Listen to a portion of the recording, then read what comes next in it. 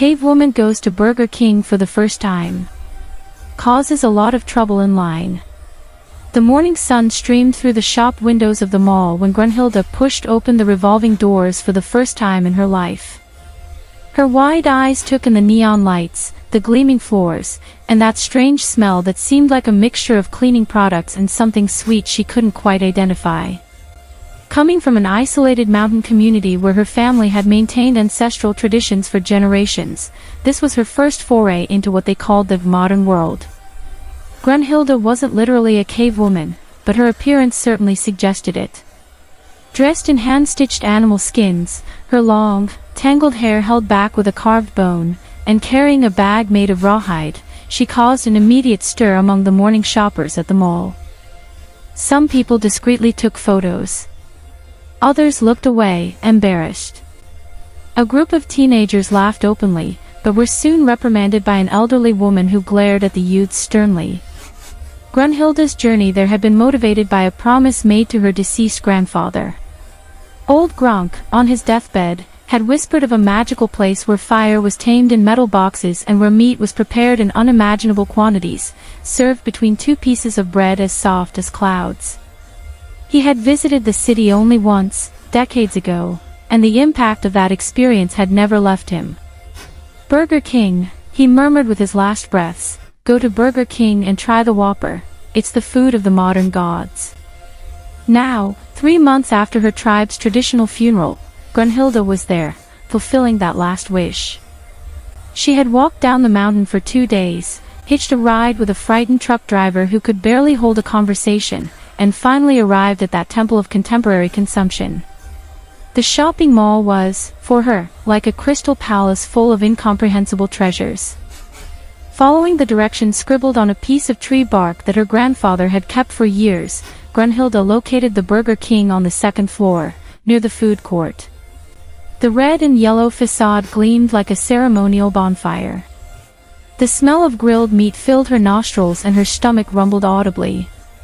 She hadn't eaten since the previous night, when she had roasted a rabbit she had hunted near the highway. The restaurant entrance was bustling. It was Saturday, almost noon, and the line stretched for at least 15 people. Grunhilde stopped at the entrance, observing the strange ritual before her. People stood in single file, looking up at luminous panels filled with images of food and incomprehensible numbers. When their turn came, they spoke to young people dressed in red and black on the other side of a high counter, exchanged small colored cards or pieces of paper, and eventually received trays laden with boxes, cups, and packaging. She positioned herself at the end of the line, immediately drawing glances from everyone around her. A child of about 5 tugged at her mother's sleeve and pointed, saying loudly, "Mommy, is that lady in costume?" The mother, visibly embarrassed, whispered for the child to be quiet and quickened her pace, as if the distance could undo the comment. Grunhilde didn't mind. She was used to strange stares ever since she left the mountains. What disturbed her was the environment itself. The noise was deafening for someone accustomed only to the sounds of nature. Machines beeped, people talked loudly, music played from some invisible place, and there was a constant noise of frying and pouring liquids. The fluorescent lights on the ceiling made her eyes burn. In her village, the lighting came from the fire and, at night, from the stars. Here, everything was artificial, controlled, excessive. The line moved slowly. Grunhilde observed each interaction at the counter with anthropological attention, trying to decipher the social code of that ritual. She noticed that people pointed to the illuminated panels, spoke numbers, and the attendants pressed buttons on machines that emitted electronic sounds. It seemed like a complex dance, a modern ceremony that she would need to learn quickly. When her turn finally came, there were only 3 people ahead of her. That's when the first problem began. A man in a suit, visibly hurried, looked at Grunhilde and rolled his eyes. He checked his watch every few seconds, sighed loudly, and eventually pulled his cell phone out of his pocket to type furiously. The woman in front of him, with 2 small children clinging to her lap, tried to ignore the unusual presence behind her, but the children couldn't look away. When it was the woman's turn with the children, one of the boys turned completely to Grunhilde and asked, with the brutal innocence of children, "Why are you dirty? Don't you take a bath?" "I bathed in the stream yesterday," Grunhilde replied simply, not understanding that there was anything wrong with the question. "The water was cold, but clean. There were small fish that nibbled at my feet. It was pleasant." The children's mother blushed and dragged the boys forward, muttering apologies as she finally placed her order. The man in the suit behind Grunhilde snorted audibly and commented to himself, but loud enough to be heard, "There are some crazy people in this world. Couldn't I have chosen a better day to do cosplay or whatever?" Grunhilde didn't know the word cosplay, but she understood from the tone that it wasn't a compliment. She chose to ignore it, focusing her attention on the counter where, finally, it would be her turn. Her fingers tightened around the small leather pouch where she kept the coins she had earned in exchange for selling some handicrafts on the road. The truck driver who had given her a ride had explained that she would need money, and that those colorful pieces of metal had value in the city world. Next, called the attendant, a young woman of no more than 20 with her hair tied in an impeccable ponytail and a professional smile plastered on her face. The smile faltered slightly as Grunhilde approached the counter, but the corporate training quickly returned. "Good afternoon. Welcome to Burger King. What would you like today?" Grunhilde looked at the cashier, then at the illuminated panels above, then back at the young woman. The words in Portuguese were familiar. After all, her community spoke the language, but the context was completely alien. Whopper, Mega Stacker, King Fusion, onion rings, French fries, soda, milkshake. Each term was a combination of sounds that made no immediate sense to her. "I want the Whopper," said Grunhilde, remembering her grandfather's final words. "Okay. Just the sandwich, or would you like the combo with fries and a soda?" The cashier kept smiling, but her eyes showed a slight anxiety. The line behind Grunhilde had grown, and some people were already showing impatience. "Combo." Grunhilde repeated the word, testing its sound. "What is a combo?" The cashier blinked a few times, processing the question. "It's the sandwich with sides. French fries and a drink. It's cheaper than buying them separately." "French fries," Grunhilde murmured, recognizing only the word potato. In the village, potatoes were roasted directly over embers or boiled in water. Fried was a concept she knew theoretically, but had never experienced. "Yes, I want the combo." "Great. What size? Small, medium, or large?" Another choice. Grunhilde felt a bead of sweat trickle down her forehead. "Large," she said, imagining it would be closer to a proper meal. In her community, you either ate until you were full or you went hungry. There were no in-between sizes. Perfect. "And what to drink?" "Coca-Cola, Guarana, Fanta, Sprite, juice." The options were so numerous that Grunhilde felt a momentary dizziness.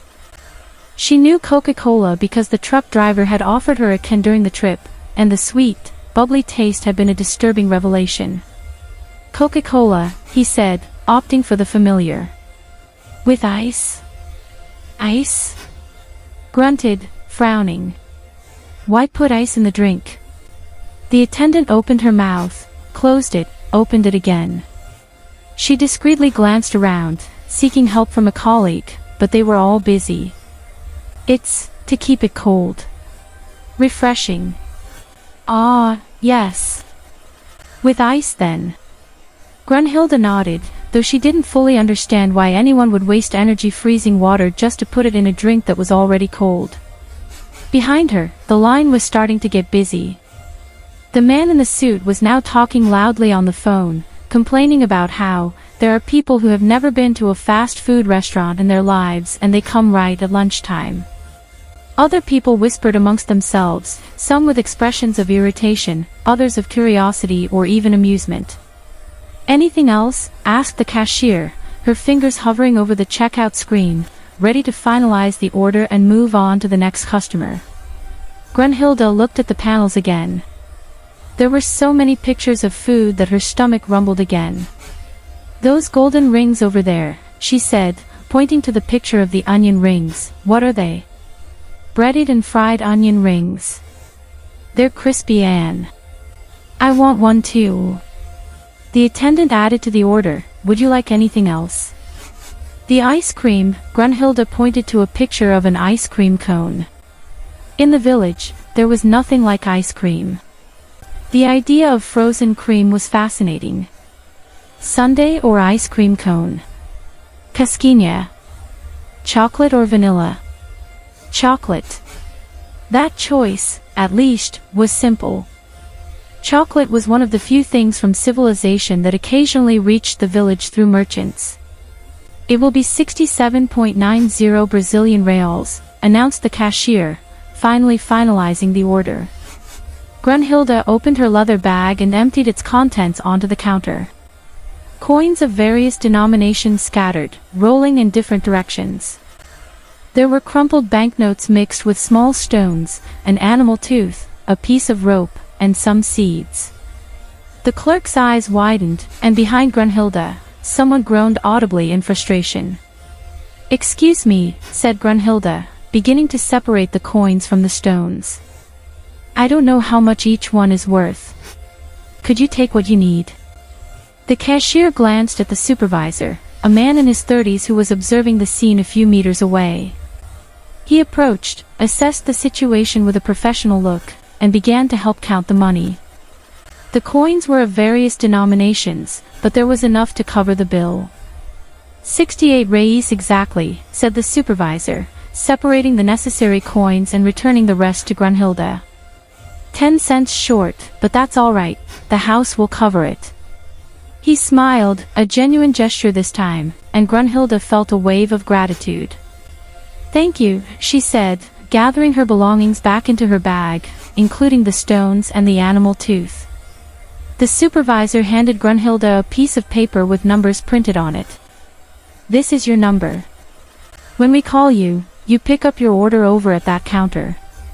He pointed to an area further ahead where other people were waiting. Grunhilde held the paper as if it were a sacred amulet and stepped away from the counter, making room for the next customer. The man in the suit practically ran forward, almost shouting his order as if he were in a medical emergency. The cashier processed everything in a matter of seconds, and he paid with a card that swiped through a machine. The whole process took less than a minute, a stark contrast to the almost 10 minutes Grunhilde had spent. While she waited, Grunhilde observed her surroundings more closely. The walls were decorated with images of giant hamburgers, with lettuce so green it seemed unreal and tomatoes so red they glowed. The tables were made of plastic imitating wood, and the chairs were fixed to the floor in formations that allowed little flexibility in arrangement. Everything was standardized, replicable, predictable. It was the complete opposite of her village, where every object was unique, handmade, irregular, and laden with history. A group of teenagers sitting at a nearby table watched Grunhilde without trying to hide it. They whispered amongst themselves and laughed, discreetly filming with their cell phones. One of them, a boy with a backwards baseball cap, made a louder comment, "Dude, look at that girl's cosplay. What movie is she from?" "Caveman." His friends laughed, and a girl in the group, with purple-dyed hair, slapped his arm. "Stop being an idiot, Renaud. Respect the girl." "Oh, that's a compliment. The cosplay is awesome." Grunhilde didn't fully understand what they were saying, but she realized it was, once again, about her appearance. She chose to ignore it, focusing on the moment her number would be called. The wait seemed endless. She had no frame of reference for how long it took to prepare food in a modern kitchen. In the village, roasting an animal could take hours, but here, she saw people receiving loaded trays in a matter of minutes. Password 347. A male voice called out loudly, and Grunhilde looked at her paper. The numbers there were 347. She approached the indicated counter, where a different employee, a thin young man with pimples on his face, was holding a giant tray.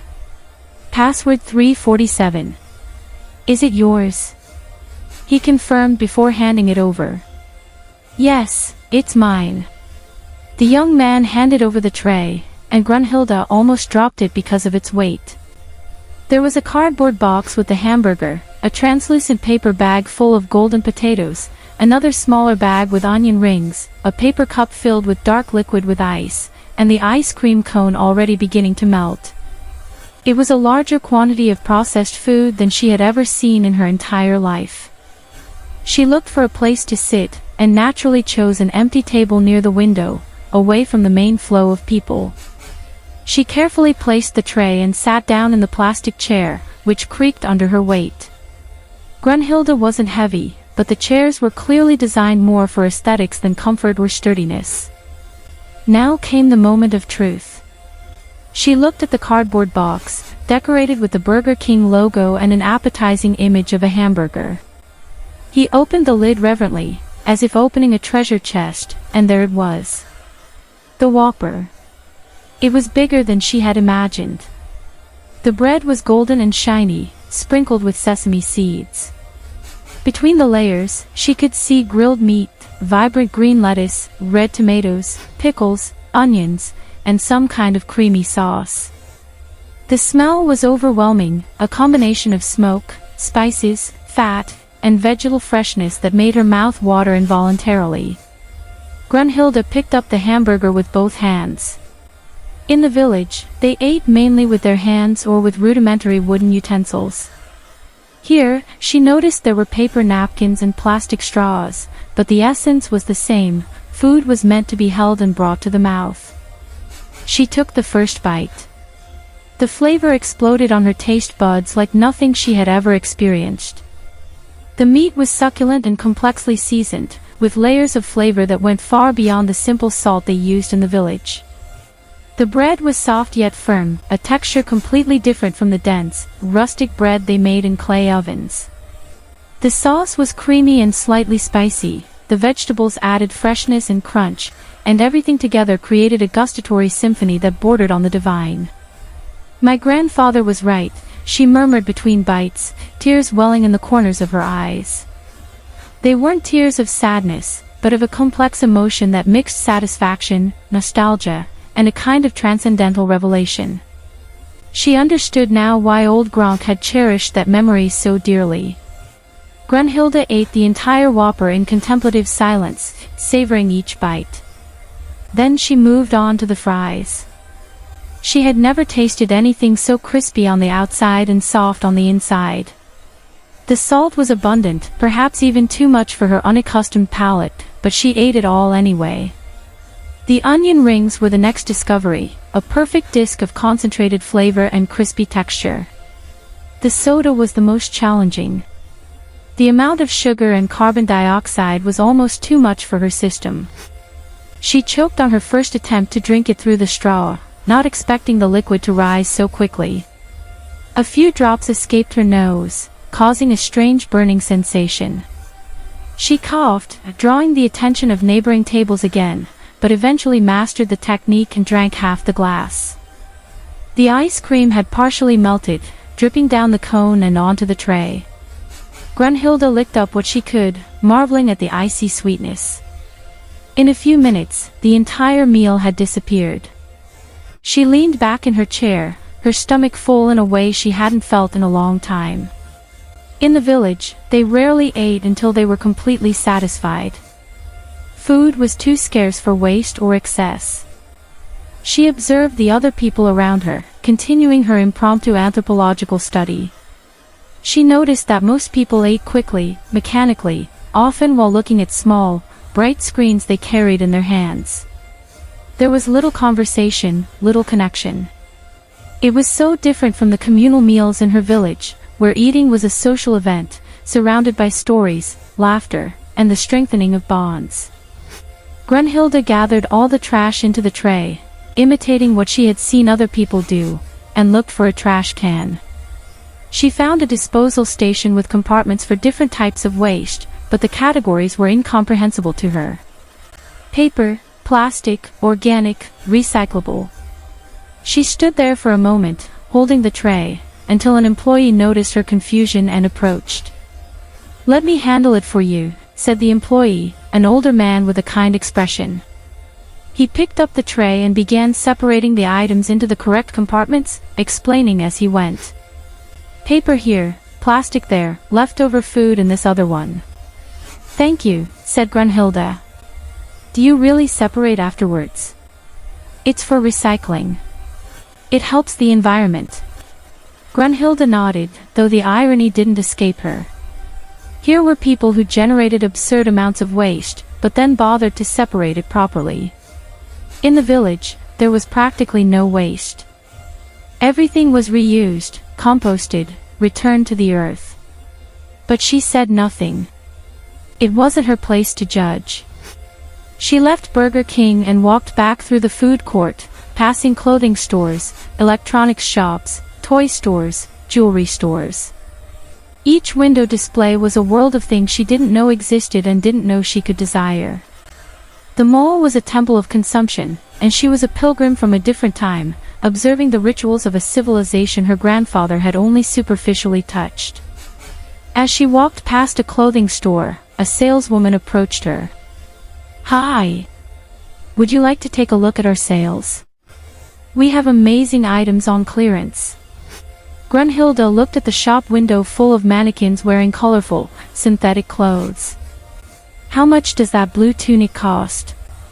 The saleswoman blinked. "Tunic? You mean the dress? That one is 89.90 Brazilian reals. Almost 90 reais for a piece of fabric."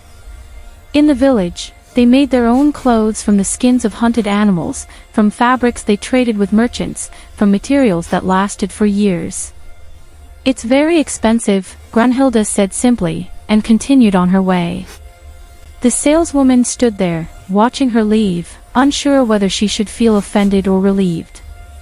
Grunhilde found an empty bench near a decorative fountain and sat down. She needed to process everything she had experienced. The Whopper had been delicious, no doubt, but something inside her felt a deep dissonance. Her village lived sustainably, in harmony with nature, respecting the cycles of life and death. Here, everything was disposable, artificial, abundant to the point of waste. She thought about Grandpa Gronk and his last words. Had he asked her to come to Burger King because he truly believed it was an essential experience, or because he wanted her to see this other world with her own eyes? Perhaps it was both. Maybe he wanted her to try the Whopper to understand that, yes, there were interesting and pleasurable things in modern civilization, but also so that she would return home appreciating even more what they had. A security guard from the mall approached, looking at Grunhilde suspiciously. "Miss, are you all right? Do you need any help?" "I'm fine," Grunhilde replied. "Just resting." "Well, it's your outfit. Are you a street artist? You need permission to perform here." "I'm not an artist. These are my normal clothes." The security guard didn't seem convinced, but he also had no legal basis to ask more questions. "Okay then. If you need anything, we're here." He walked away, but Grunhilde realized she was still being watched from a distance. It was time to leave. She had kept her promise to her grandfather. She had tasted the Whopper, experienced the modern world, and now she had stories to tell when she got home. The village children would be fascinated by her descriptions of the mall, the lights, the sounds, the miraculous food that appeared in minutes. Grunhilde stood up and walked toward the exit. As she passed through the revolving door again, she glanced back one last time. The Burger King gleamed in red and yellow, a modern lantern guiding the hungry. She smiled, clutched her small leather bag to her chest, and continued on her way. Outside, the sun was already beginning to set. She would need to find a place to spend the night before starting her journey back to the mountains. Perhaps under a bridge, or in some park. She would survive, as she always had. But one thing was certain, she would never forget the taste of the Whopper. And when she told this story to the village elders around the campfire, they would listen with reverence to her journey to the temple of the Burger King, to the strange rituals of the townspeople, and to how she, Grunhilda, had caused trouble in line, but had tasted the food of the modern gods. And perhaps, just perhaps, her grandfather Gronk would be smiling from wherever he was, satisfied to know that his granddaughter had completed the pilgrimage he never had the chance to make again. The Whopper was good, yes, but the real lesson wasn't in the taste. It was in understanding that each world, whether in caves or shopping malls, had its own magic, its own complexity, its own reason for being. And Grunhilda, a woman between two worlds, now carried pieces of both within her.